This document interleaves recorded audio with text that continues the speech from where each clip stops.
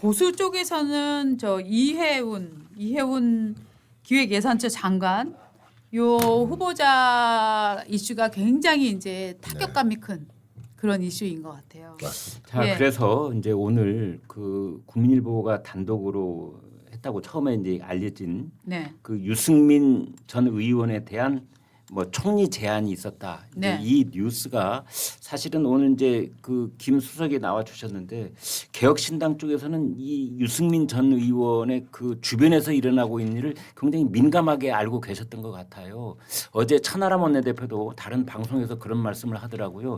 유승민 전 의원이 총리로 가게 되면 국민의힘은 더 쪼그라드는 것 아니냐. 그래서 저걸 뭐 마치 예지력을 갖춘 듯이 얘기를 했다. 저는 그렇게 생각했는데 알고 보니 이미 개혁신당은 뭔가 상당한 내용을 좀 알고 있었던 것 같아요. 그러니까. 저는 잘 모르고 있었습니다. 아니, 그러지 말고 얘기 좀 해주세요. 저는 이제 해보세요. 네. 이 대표하고 네. 이준석 대표하고 천하람 원내대표는 예. 아마 이제 유승민 전 의원님하고 네. 또 다양한 또 친분 관계가 있다 보니까 아마 예. 내부적으로 그런 것 같은데 저는 사실 그 내용에 대해서는 정확히 잘 모르기 때문에. 자, 그럼 이 네. 보도 내용은 어떻게 보세요? 근데 저는 뭐 충분히 그 가능성이 있는 내용이라고 생각이 되고 네. 사실 유승민 의원 같은 경우에는 굉장히 뭐라 그럴까 저는 합리적인 그 인물이라고 저는 생각을 하기 네. 때문에 네. 이런 분들이 사실 총리를 한번 해보는 것도 꼭 필요하지 않나 저는 그런 생각을 하고 있었거든요. 예.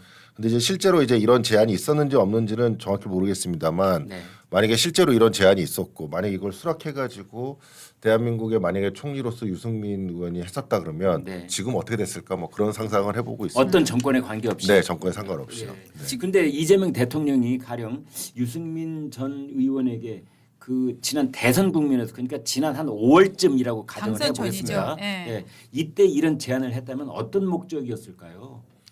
이때는 아마 이제 당선을 위한 네. 어떤 보수 중도층 흡수 목적이 가장 컸겠죠. 예. 예, 중도층을 흡수하는 데 있어서 지금 보수 진영에서 할 만한 인물 중에 네. 이 유승민 의원이 굉장히 매력적인 인물로 당시에는 생각이 됐을 거고 네. 아마 그래서 그랬더지 않을까 이렇게 저는 생각을 합니다. 네.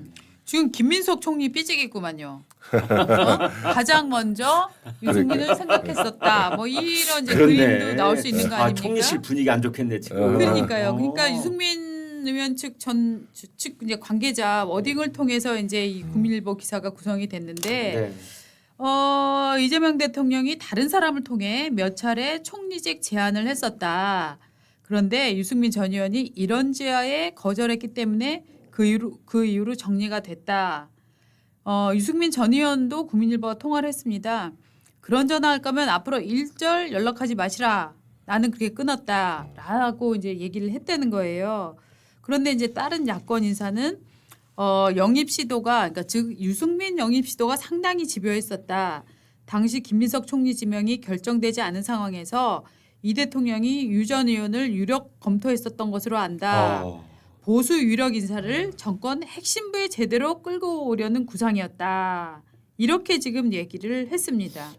그래서 청와대는 부인을 했어요. 네. 대통령은 유 전 의원에게 총리직을 제안한 사실이 없다라고 이제 얘기를 한 거죠. 네. 그러니까 그러면 유승민 측이 지금 거짓말하고 있는 거야? 지금 거짓말 뻔뻔질하고 있는 거야? 라는 의혹이 당연히 나올 수밖에 없잖아요. 네. 요 얘기를 다시 아니 지금 청와대에서는 아니라는데요? 라고 지금 얘기를 하니까 이렇게 얘기했습니다. 대선 전인 지난 2월부터 여러 명이 와서 총리직을 제안했다. 대선 이후 대통령실이 주체가 되어서 제안한 적은 없다라고 말하는 건 그냥 정치 게임을 하자는 것이다. 그러니까 당선 전이라는 말을 이제 여기서 하고 있는 것 같아요. 네. 여기서 계속 부인하면은 이제 제안을 했던 그 말심부름을 했던 사람들 그렇죠. 이름이 나올 가능성이 있는 거죠. 그렇죠, 그렇죠. 야, 너 나와서 말 좀 해. 너 나한테 하라고 했었잖아. 뭐 이제 이런 얘기도 할 수 있는 거죠. 사실 근데 보수에서는 어떻게 보고 있냐면은 이해운 전 의원 너무 아깝다. 우리가 빼앗겨서 뭐 이런 게 아니라 오히려 이해운은 시작일 뿐인 건가? 앞으로 제2의 이해운, 남자 이해운, 젊은 이해운, 늙은 이해운 더 나오는 건가? 뭐 이런 이제 걱정들을 하고 있는 거죠. 저는 네. 이게 그냥 제 개인적인 생각입니다. 네네. 이게 이제 어떻게 보면 보수를 분열하는 일종의 하나의 미사일 같은 그런 느낌을 받습니다. 네. 이게 이제 어쨌든 민주당과 여당 쪽에서는 일종의 이건 통합을 얘기하는 메시지가 돼버리고 네. 국힘 쪽에서는 결국은 이거를 계속 그 이혜원 의원에 대해서 뭐 제명 조치를 취하고 이렇게 하면서 분열의 메시지를 내다 보니까 네. 메시지 자체에서 기본적으로 이길 수가 없는 맞아요. 이게 지금 싸움이 돼버렸거든요. 예.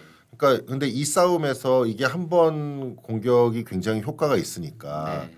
이게 지금 또 다른 지금 얘기들이 계속 언급이 되면서 보수층은 굉장히 이걸 감당하기 지금 어려운 네. 이 메시지를 감당하기 지금 어려운 상황이 됐다고 생각이 돼요. 맞아요. 이거를 사실 어떻게 보면 그냥 냉정하게 생각을 해보면 어떤 당이든 서로 진영이 다르더라도 다른 진영에 있는 유능한 사람을 데려다가 어떤 정부직을 앉히고 정부를 구성한다는 건 굉장히 멋진 일이고 네. 굉장히 어떻게 보면 앞으로 우리가 지향해야 될 굉장히 가치라고 생각이 될 수 있는데 이게 그런 의도가 아닐 가능성이 굉장히 높다고 생각이 되니까 좀 그렇죠. 문제인 거죠. 네. 왜냐하면 이재명 대통령의 과거의 쭉 행보를 보시면은 네.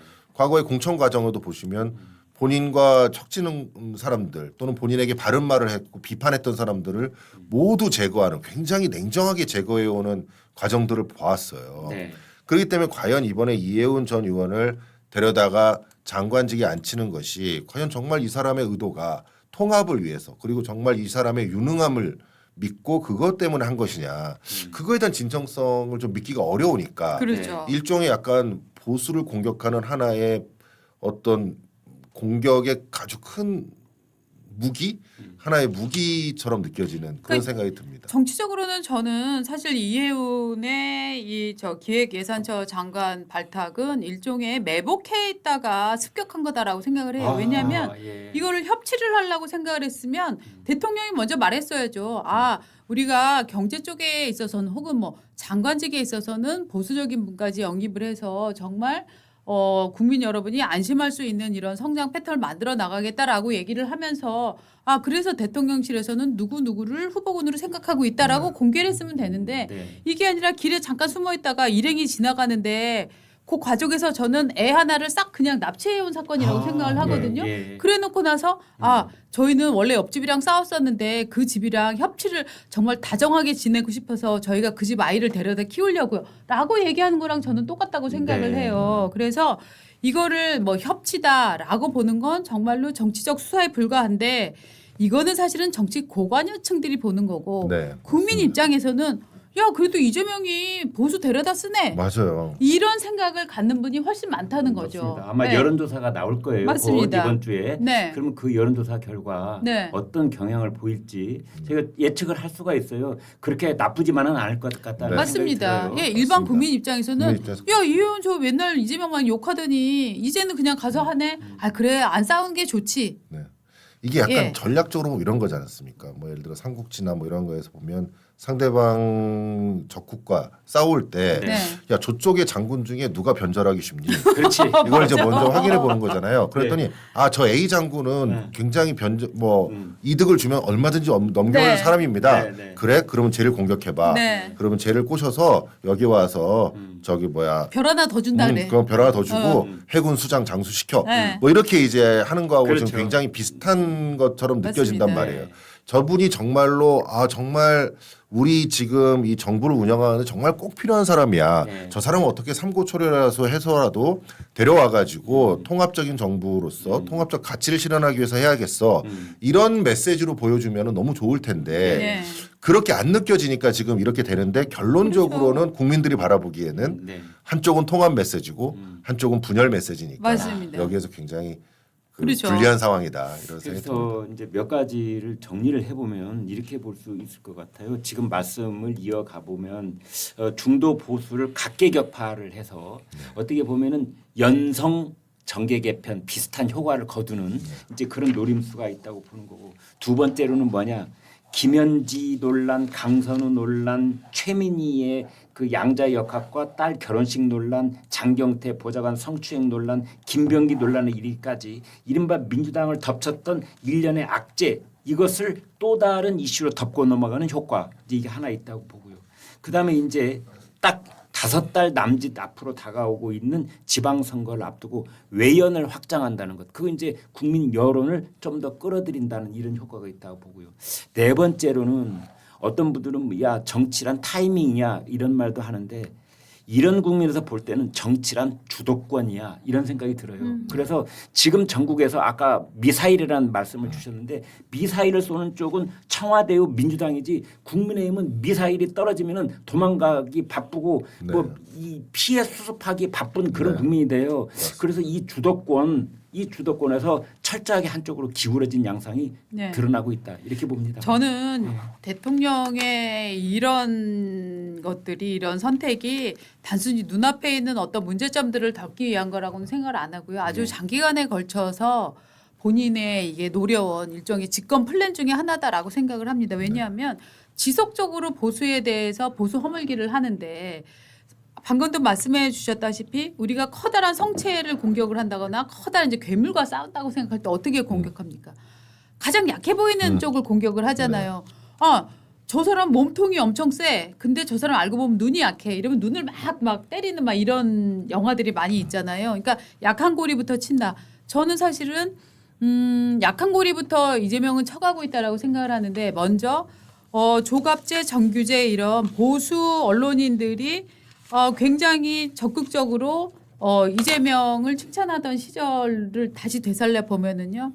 먼저 저는 이재명 당시 후보는 보수에서 일단 나이가 좀 많고 현역이 아닌 분들부터 공략을 했다고 생각합니다. 네. 그게 이제 마이너죠. 그다음에 마이너 공격 전략 두 번째. 그다음에 보수당에서 여성을 공략했다고 생각합니다. 왜냐하면 이혜원 의원은 개인적인 스펙이나 뭐 이런 능력들이 꽤 출중함에도 불구하고 본인은 상당히 이제 자기가 여성이라서 혹은 뭐 여러 가지 이유로 불이익을 많이 받았다고 생각하는 사람이었거든요. 그렇기 때문에 저는 그 보수 집단에서 마이너에 속하는 일단 고령자, 그다음에 뭐 특히 특별한 직이 없는 분들 먼저 공략했고 두 번째 단계로 여성을 공략했다고 생각을 하고요. 저는 이제 세 번째 단계로 청년을 공략할 거라고 생각합니다. 네. 그래서 보수의 대표적인 이름을 갖는 청년층 하나를 일종의 네다바이에서 갖다 자리를 준다. 자, 제가 묻겠습니다. 이준석 대표에게 국회의원을 제안한 국무총리를 제안한다. 갈 것 같습니까? 안 갈 겁니다. 안 갈 거다? 네. 저는 갈 것 같은데. 저 이준석 대표는 네. 이미 대선에 출마를 했고 네. 그리고 한 정당의 대표로서 네. 이 당의 가치를 실현하는 네. 사람입니다. 그리고 이 지금 현재의 이 정당 구도에서 양대 정당 구도에서 소수 정당으로서 제3지대 정당으로서 네. 성장할 수 있다는 걸 보여주는 대표적인 사람입니다. 네. 그러니까 지금 이준석 대표와 개혁신당이 어느 정도 성장할 수 있느냐 이것이 네. 대한민국 향후 정치의 건정성을 확보하는 데 네. 굉장히 중요하다고 저는 생각을 하고 저도 그래서 지금 이 정치에 들어와 있는 겁니다. 네. 여기에서 이준석 대표가 어느 곳에 뭐 국무총리의 제안을 뭐 물론 국무총리로서 굉장히 잘할 사람이고 유능한 사람이라는 건 분명하지만은 아마 지금 그런 제안을 하더라도 네. 본인이 생각하는 그 가치를 생각할 때에는 네. 받지는 않을 거라고 그럼 생각합니다. 페이스북에다가 막 쓰면서 막 메롱 나는 거절했지롱 막 이러고 쓰던가? 그럴 수는 있습니다. 지금이 12월인데 제가 조선일보 입사를 1985년 4월에 했습니다. 그러니까 근무 기간을 따지니까 40년 하고 약 6개월쯤 제가 조선일보에서 근무를 했습니다. 그걸 바탕으로 제가 자신 있게 말씀드릴 수 있는 것 하나는 조선일보 참 좋은 신문입니다. 조선일보 보시면은 행복하고 그리고 부자가 되실 수 있다. 저는 그런 확신을 갖고 있습니다. 그래서 지금 여기 아래 자막 나가고 있는데 구독 멤버십 신청하는데 1577-8585 번호 참 쉽죠. 1577-8585 이리 전화를 하시거나 또 카카오톡 조선일보 제보라고 하는 데 들어가서 신청을 하시면 됩니다. 이게 이제 오늘 아침 종이 신문인데요. 우리가 뉴스를 접하는 통로가 참 다양해졌습니다. TV 뉴스를 볼 수도 있고 또 뭐 유튜브 채널을 통해서도 볼 수도 있고 또 다른 인터넷을 통해서 또 뉴스를 접하기도 하고 그러는데 이 신문을 펼치면은 다른 그 디지털 공간을 통해서 뉴스를 접하는 거하고 전혀 다른 그런 방식으로 뉴스를 종합적이고 입체적이고 포괄적으로 그렇게 볼 수 있습니다. 제가 인공지능한테 물어봤습니다. 종이에 인쇄된 신문을 보는 것과 디지털 공간을 통해서 뉴스를 보는 것은 어떤 차이가 있다고 너는 생각하느냐 그랬더니 인공지능이 이런 대답을 하더군요. 종이 신문은 정원을 거닐면서 꽃 한 그루 한 그루를 관상하는 그런 것이라고 한다면 디지털 공간을 통해서 뉴스를 접하는 것은 아주 그냥 복잡하고 시끄러운 시장을 통과하면서 음식을 먹는 거랑 비슷한 거다. 이제 그런 얘기를 하는 걸 봤습니다. 지금 종이 신문은 한 달 구독료가 2만 원입니다. 이 종이 신문이 어떻게 보면 2만 원대에 여러분에게 문 앞에 매일 새벽에 서비스되는 마지막 시점을 관통하고 있는 것 아닌가 그런 생각이 들 때가 있습니다.